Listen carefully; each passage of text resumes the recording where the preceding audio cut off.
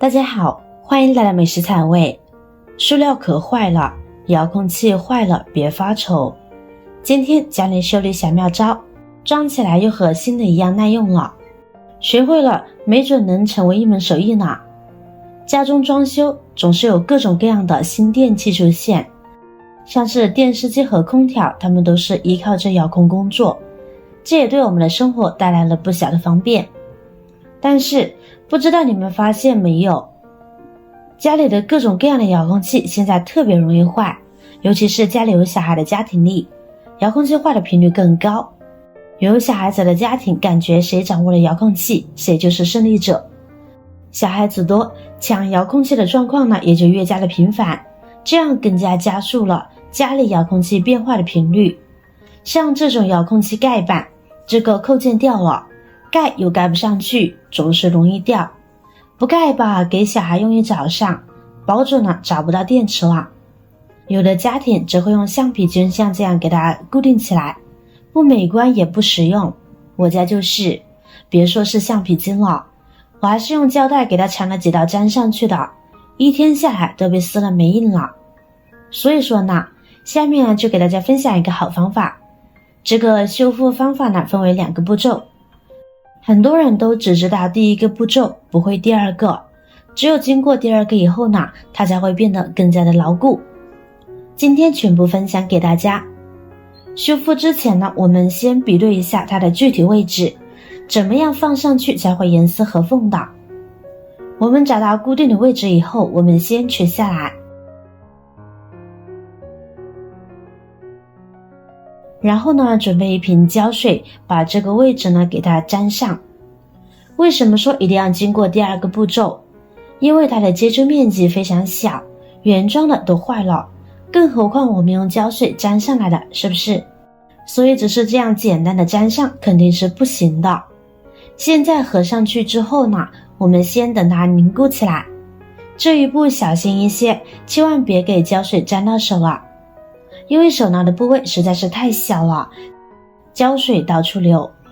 如果不小心被粘上了，不要着急，立刻用温热水泡一泡，多泡一会儿就开了。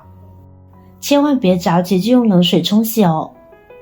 我们做这个呢就是第1步了，但是一定要跟着第2步，不然呢又是白白粘上去了。好了，现在凝固的差不多了，勉强呢是可以装上去了，但是给小孩用不了一早上呢就得坏。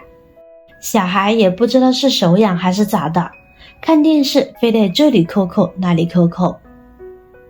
好了，接下来呢我们再进行第2步，准备一把小刀，我们在这个裂缝的边上刮一刮，给它刮得粗糙一些，不要让它那么光滑，这样粘贴感呢会更好一些。裂痕的2边都刮一刮，这样才会更加的牢固，更加耐用。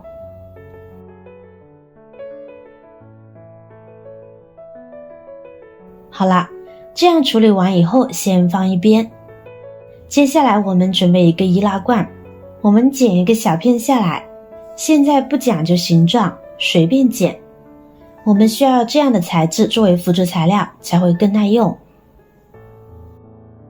好了，然后我们比对一下遥控器的这个位置大概有多宽，我们记住这个距离，然后用剪子剪下来。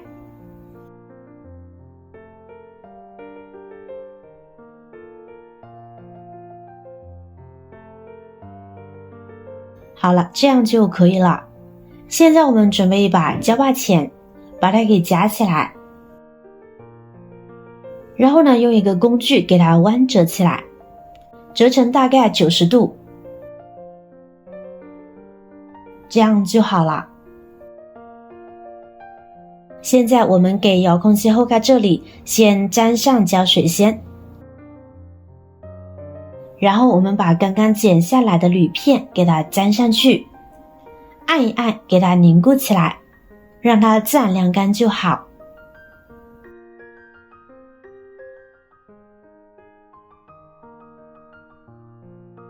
好了，现在我们来看一看，已经修复好了，就是这个样子了。